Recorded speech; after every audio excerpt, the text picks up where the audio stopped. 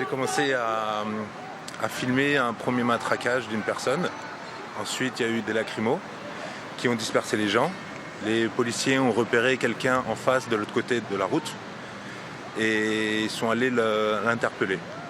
Une femme qui était là a voulu rendre le pull de la personne interpellée qui était tombée à ce moment-là. Ensuite, elle a essayé de le remettre à un autre policier.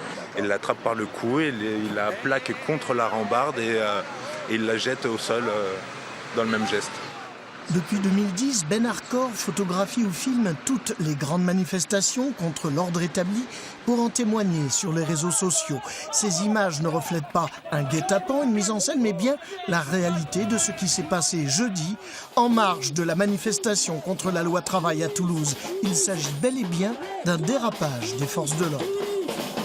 Plusieurs mois que nos collègues sont suremployés sur ces manifestations-là et c'est vrai que nous ne sommes pas à l'abri, comme tout être humain, de déraper à un moment donné. Après, le comportement du collègue qui la jette sur la rambarde, on ne sait pas si c'est en réaction à quelque chose, à des mots ou autre, et elle peut s'expliquer sur le facteur humain. Alors c'est vrai que nous devons faire preuve d'exemplarité, mais dans le contexte actuel, ça devient de plus en plus difficile, il faut le dire. La saturation des membres des forces de l'ordre, pour les défenseurs des droits de l'homme, c'est peut-être une explication, mais en aucun cas une excuse.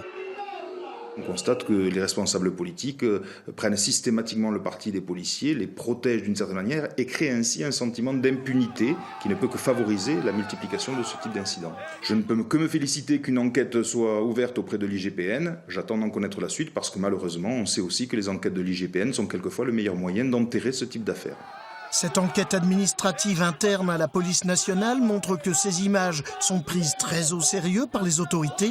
Mais pour l'instant, aucune plainte n'a encore été déposée pour donner à cette affaire des suites judiciaires.